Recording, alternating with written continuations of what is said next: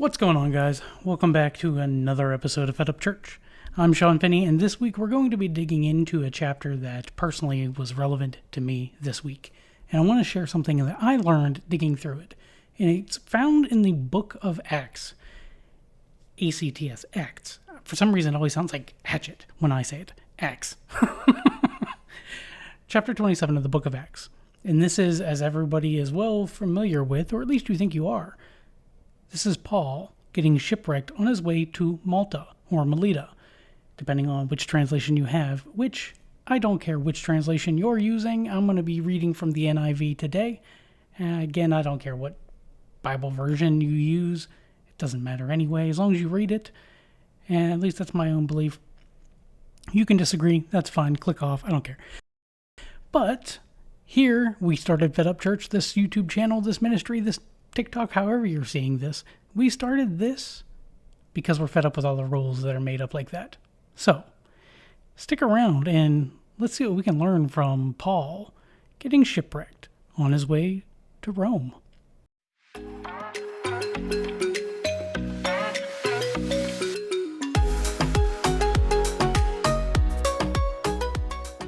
Alright guys, welcome back. Now, I have preached from this chapter in churches before, and it's one of my favorite stories. The shipwreck on the way to Malta. And I will continue to call it Malta because it's easier than Melita. Melita, it's called Malta today. It's an island. It's a real country. It's the most Christian country on the planet as well. But that's a story for a different time. I am specifically, because that's chapter 28, I want to dig into chapter 27. And it's something that I kind of skimmed through before to get to 28, because everybody wants to get to Malta. You know, the serpent bites him, and Paul still survives, and then the chieftain of the island converts over to Christianity. Interesting, crazy story, but legit, and they still credit Paul with the work that he did today. That chieftain went on to become the leader of the church in Malta, and hence why it's like the most Christian nation on the planet today. Tiny little island.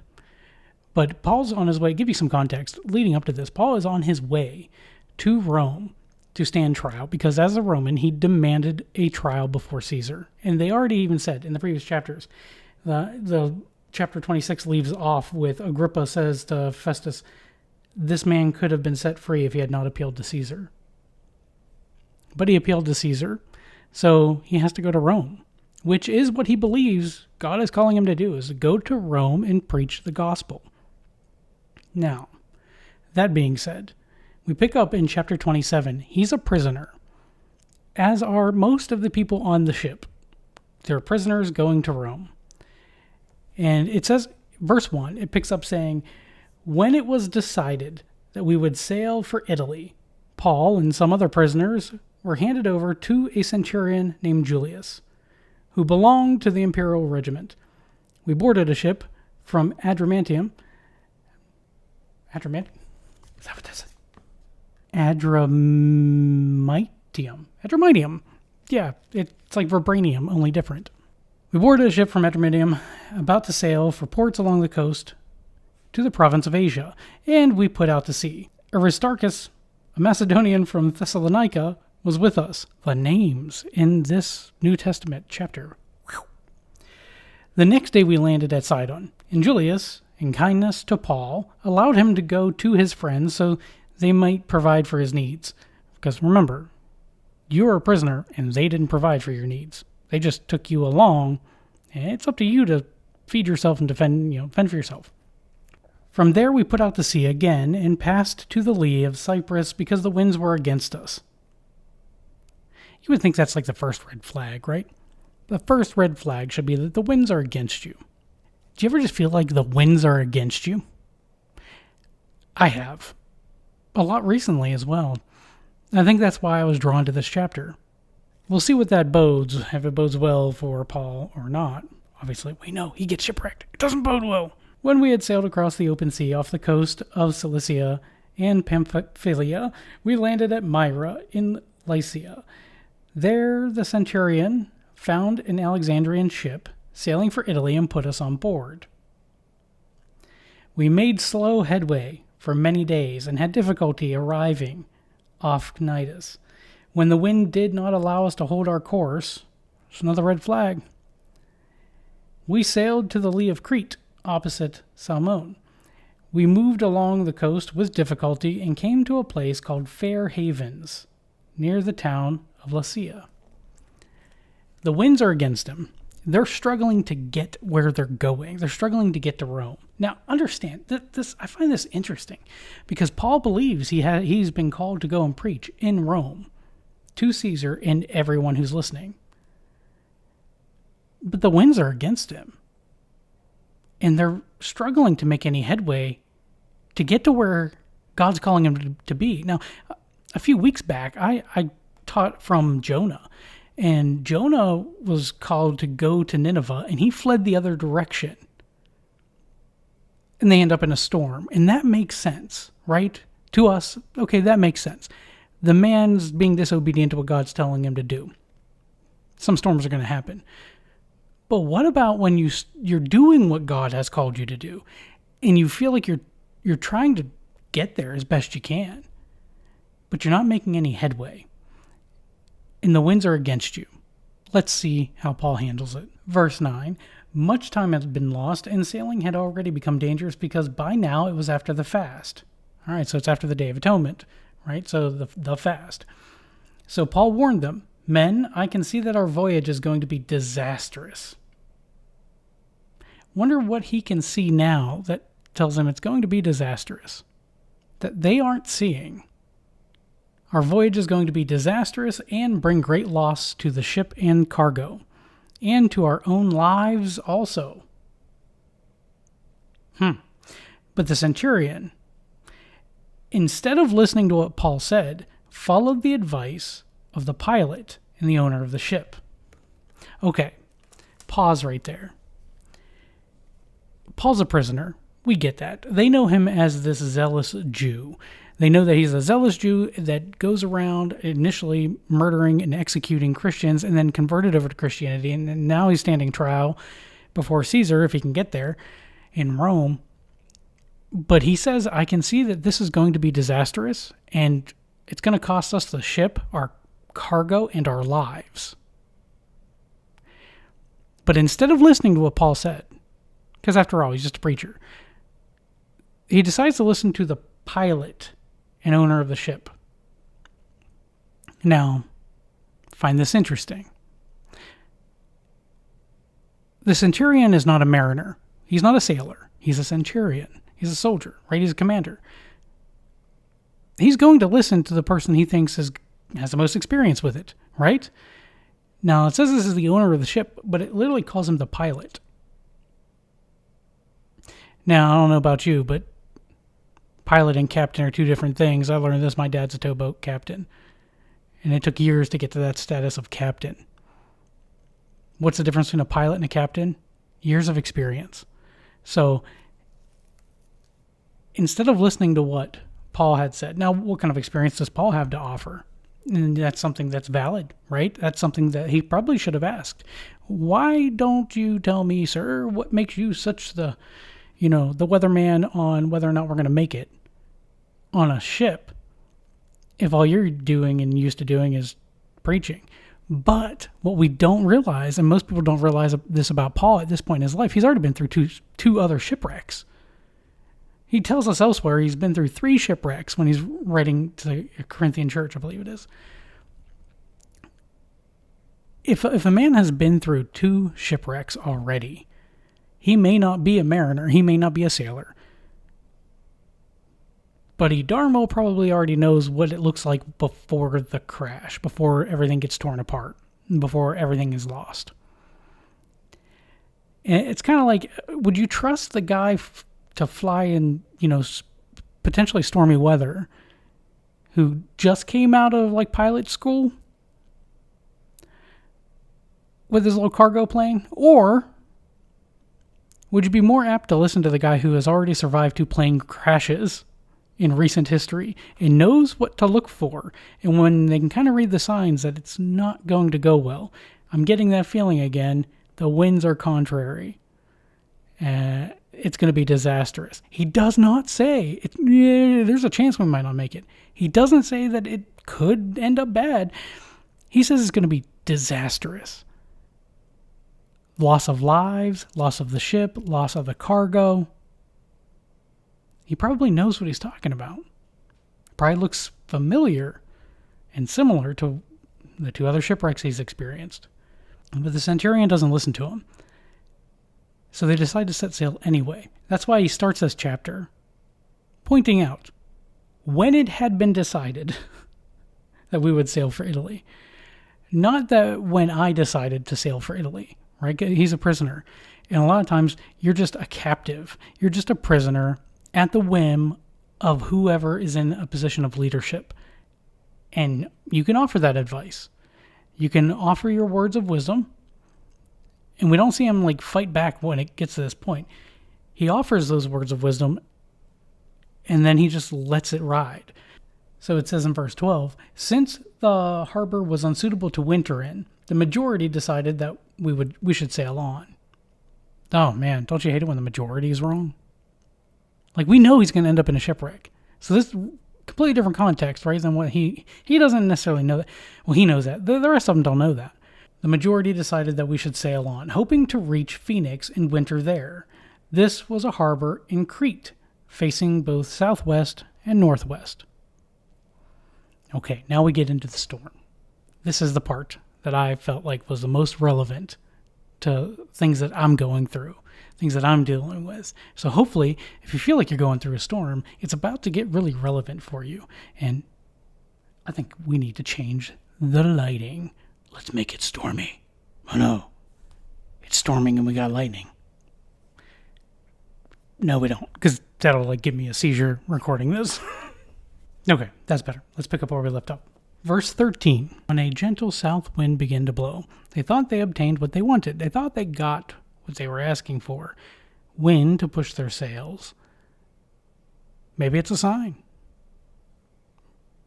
You're finally getting wind going in your direction. Maybe it's a sign. You ever feel like that?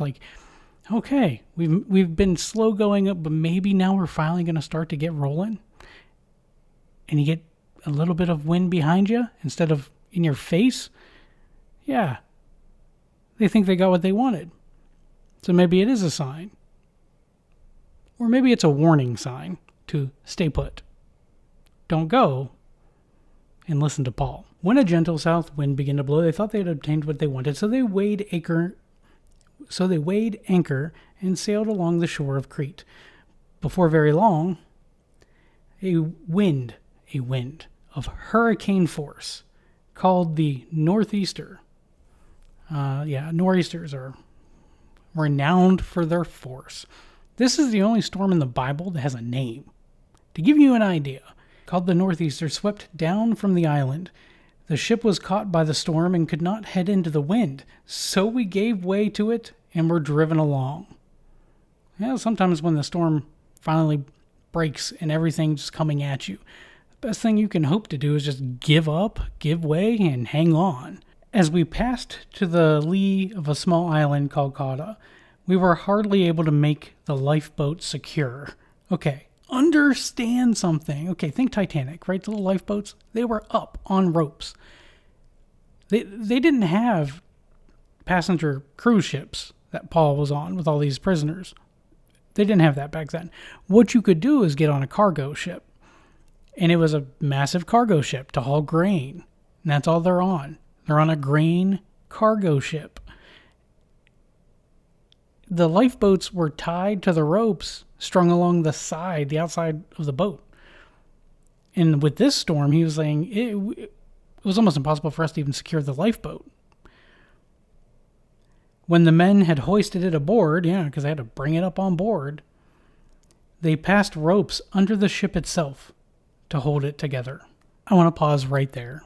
This is what stood out to me for the first time reading this, and like I said, it's one of my favorite chapters that I study. I always go back to anytime I'm going through a storm, anytime I'm going through a hard time, a season. This is the chapter I go back to. And I've never noticed this before.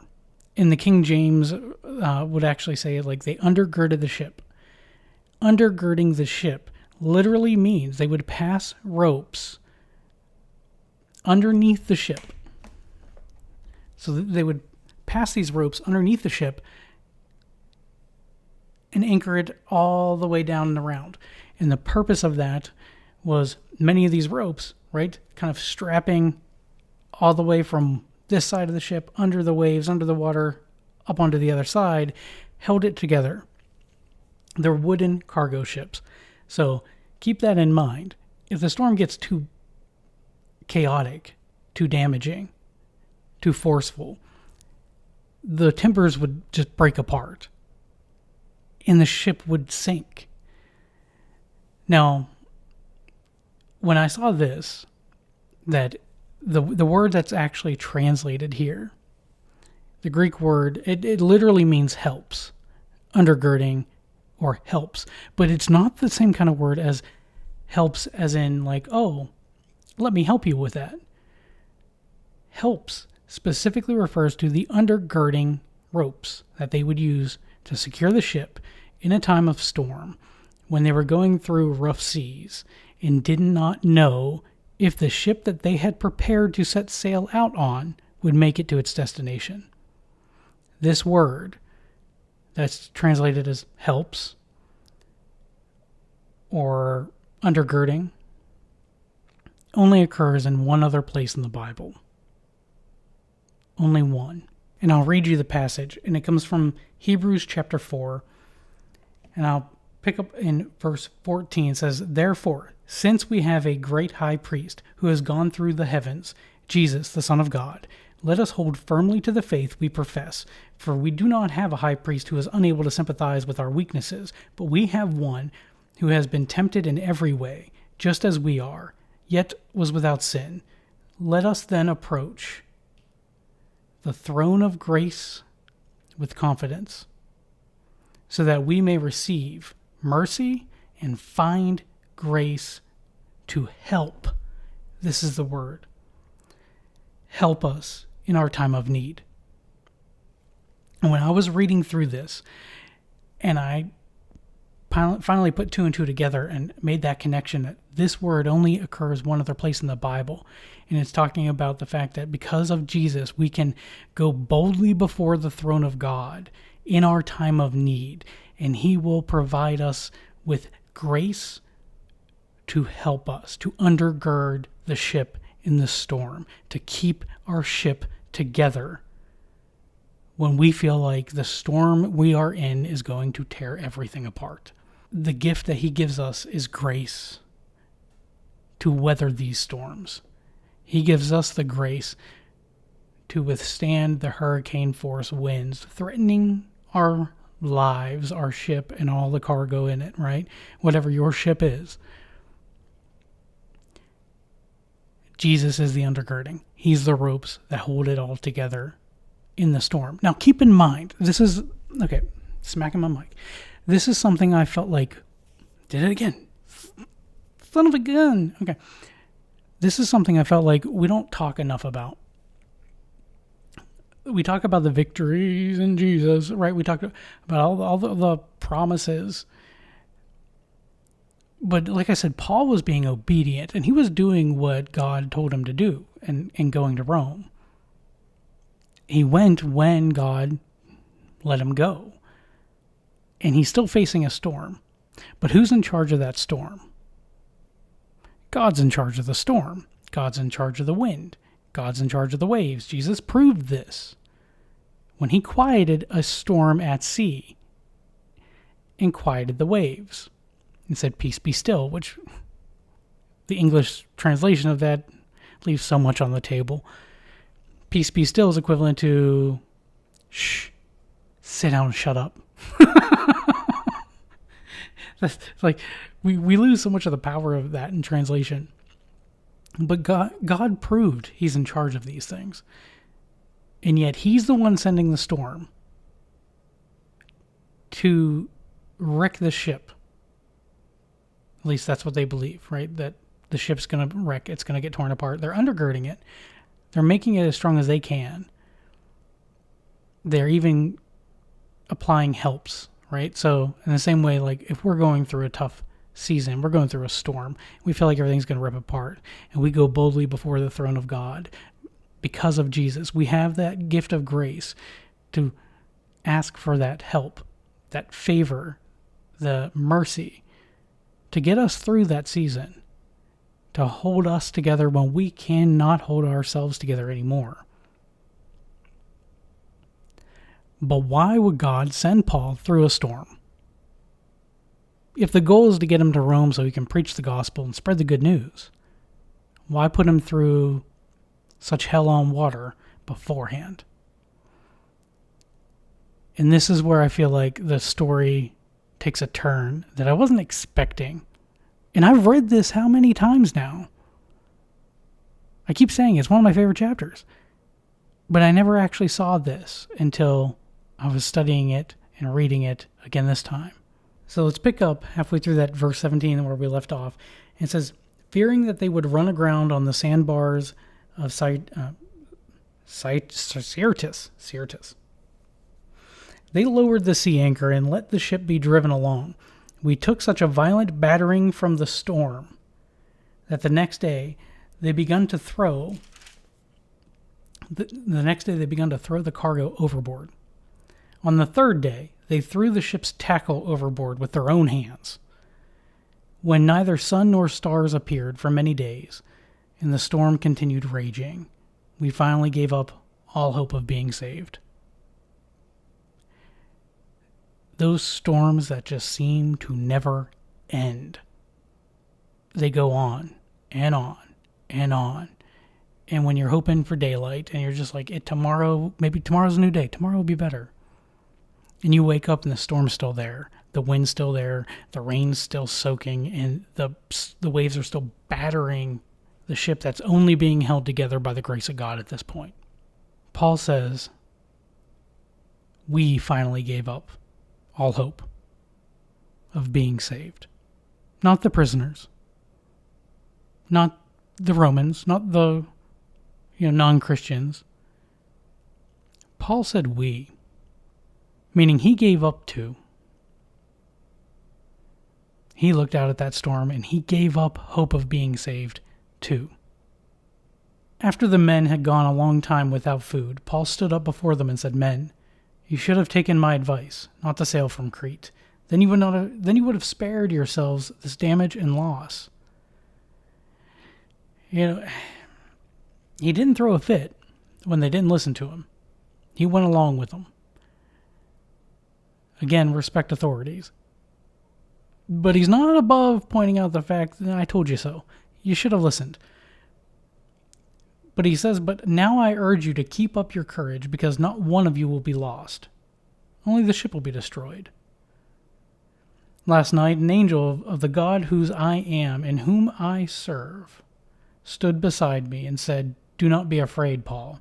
You must stand trial before Caesar, and God has graciously given you the lives of all who sail with you. So keep up your courage, men, for I have faith in God that it will happen just as he told me. Nevertheless, we must run aground on some island. And on the 14th night, we were still being driven across the Adriatic Sea.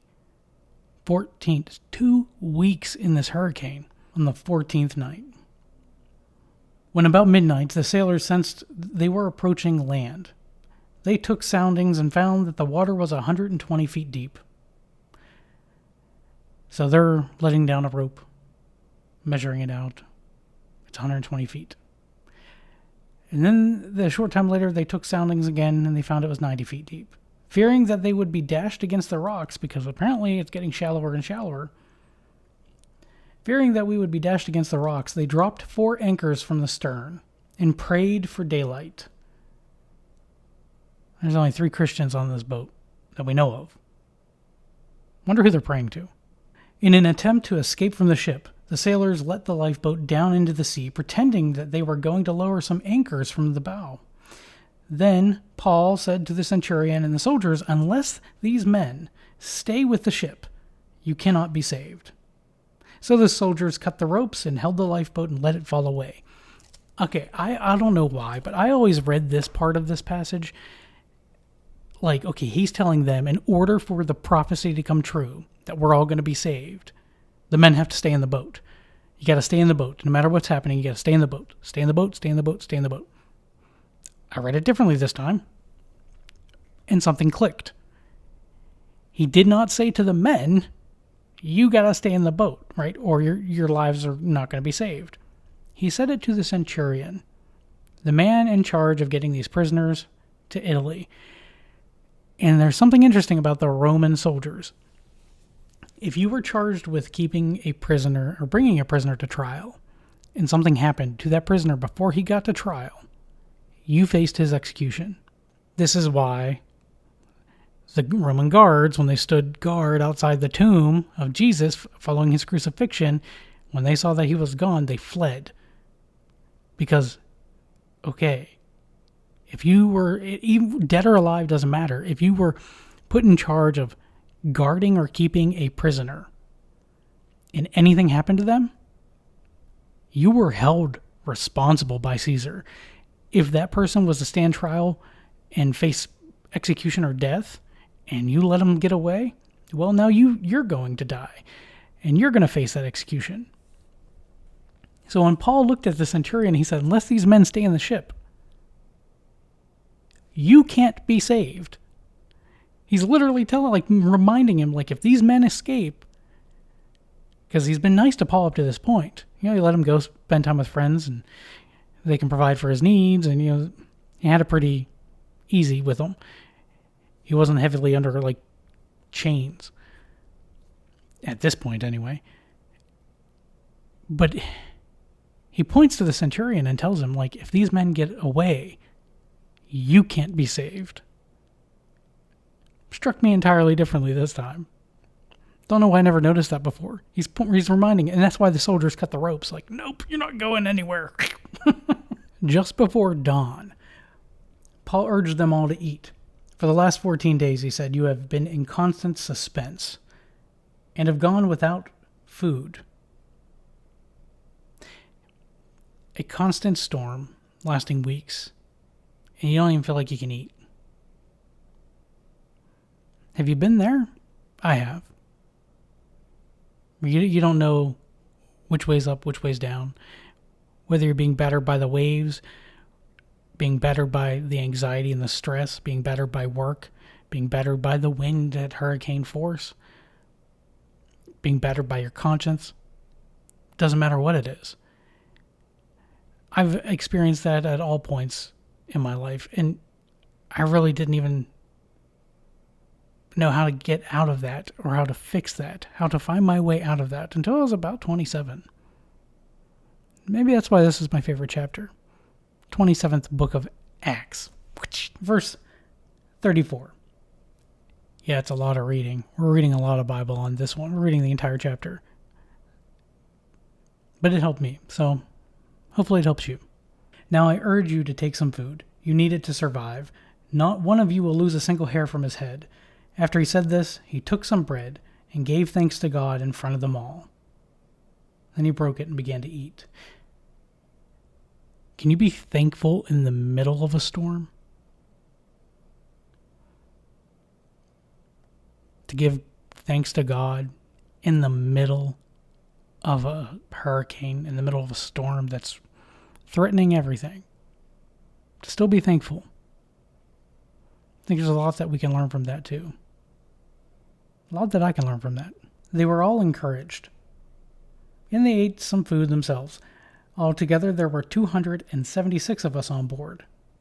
When they had eaten as much as they wanted, they lightened the ship by throwing the grain into the sea. Again, they're afraid the ship's going to sink. The only way to prevent it from sinking is to make it as light as possible to keep it as buoyant as possible. When daylight came, they did not recognize the land, but they saw a bay with a sandy beach, where they decided to run the ship aground if they could. Cutting loose the anchors, they left them in the sea, and at the same time untied the ropes that held the rudders. So at some point, they have tied the rudders. They have tied the rudders and locked them in place to hold their course. No matter what the sea is doing, no matter what the wind is doing, no matter And God's in control of both of those. No matter where God is trying to push them, they've locked their rudders in place, tied it down, refuse to change course. Then they hoisted the foresail to the wind and made for the beach. But the ship struck a sandbar and ran aground. The bow stuck fast and would not move. It's the front of the boat. And the stern was broken to pieces by the pounding of the surf. The soldiers planned to kill the prisoners to prevent any of them from swimming away and escaping, but the centurion wanted to spare Paul's life and kept them from carrying out their plan. He ordered those who could swim to jump overboard first and get to land. The rest were to get there on planks or on pieces of the ship. In this way, everyone reached land in safety. Okay, I'm going to go back to that verse that I tied back in Hebrews in chapter 4, verse 16. Let us then approach the throne of grace with confidence so that we may receive mercy and find grace to help us in our time of need. To undergird our ship in a storm. They did exactly that. The men on this ship undergirded the ship to prevent it from being broken apart. And I think the symbolism and the metaphor from this chapter hit me on such a deeper level this time around when I was reading it. And I think it depends too, because you can read a book, you can read a chapter, you can read a verse, and depending on the season in your life and when you're reading it, God will speak to you differently through each and every one of them. So just because you've read something before, read it again and again and again. During each different season of your life, you'll find something new. You'll learn something new. But they did what they knew to do. The ship that they had built or prepared to set sail on, to get to Rome, a destination they had determined, on a ship they had prepared. They undergirded it, and by the grace of God, it wasn't broken from the sides. The front got stuck, and in the storm that God is in control of, destroyed the only part that wasn't girded, and that's the stern, the back, where the rudder is at, where they had tied down the rudder to ensure their direction. And I think what I learned from that most, and what hit me most from that passage, was the destination that you decide to go after, the destination that you are trying to get to, following the path you have laid out for yourself, and tied the rudders down. With determination and perseverance, you're going to make it no matter what kind of storm rages. We're going this direction. It doesn't matter how well you prepared your ship. It doesn't matter how well you undergird the sides. It's not how well you prepare your ship to get to your destination that matters. It's how God breaks it to get you to the destination He has intended for you. See, Paul had to go to Malta. He had to go to Melita before he went to Rome, because Malta was called by God to be a Christian nation, Christian island, and he was going to do a mighty work there. And we learn a lot from the chapter 28. But he had to do that before he can go to Rome. Because Paul's the only one who could.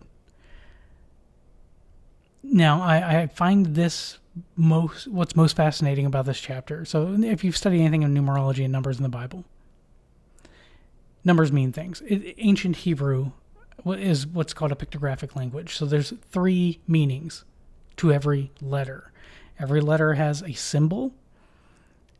So it has an interpretation of, it tells a story. Like, if you see, a hand doing work, right? Okay, that means it's doing work. If you see Aleph, right? The first alpha, right? The first letter of the Hebrew alphabet, literally the first 2 letters of Hebrew is alpha, bait. It's Aleph, bait. Aleph's an ox, symbolizing strength. And it was like an A that was kind of turned. This is where we get our alphabet today. It was a pictographic language, and so it had a symbol, a number, and a story, a meaning behind each and every letter. It's the only language like that. Out of curiosity, I was just curious because it had struck me that I didn't learn a lot of these lessons until I was 27. And maybe that's why I like the book of Acts, chapter 27. I wonder what 27 is in Hebrew. And it's Kaf Sayin. So the letter Kaf. And then the letter Sayin. And Kaf is represented by an open hand. So open to receive. And Sayin is represented by a weapon or a plow. So if you were to put these two together, Kaf Sayin would be interpreted. It would tell the story of having your hand open to receive the weapons of spiritual warfare, to receive the weapons of your work, of your ministry. And it wasn't until I got to about that age, about 27, I really started to study and learn what are our weapons that Paul's always talking about. And we see this here. When you're going through a storm, we can come boldly before the throne of God and get mercy and grace and help in a time of need, in a season of storm. We can have that undergirding. He can put the ropes around us to keep us together when we're falling apart. Not everyone can say that. No other God promises that. You know, a lot of it's focused on after you die. Like, what happens after you die? Where are you going to go? You know, you're going to go to paradise with 70 virgins or whatever it is. It's all about, like, afterwards. Even with the Egyptians, it was about what happened afterwards. Very few gods intervened in the affairs of man in pagan religions. And that was one thing that made Christianity entirely different. If you study the Bible, the Christian Bible, you study Hebrew culture, Jewish religion, what made Yahweh different, you know, Yahweh, the God of Abraham, what made him different than every other pagan god? Every other religion tells the story of man's attempt to try to get up to heaven, to reach up to God. And this tells the story of a God who reaches down to us in our time of need.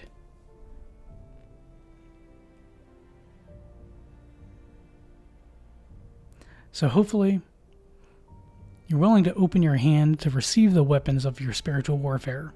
And you are in a battle. Everyone is in a battle. And we can't forget the fact that we don't fight flesh and blood, but principalities and powers and spiritual wickedness in high places. Arm yourself with the weapons of prayer and going before God's throne and asking for help.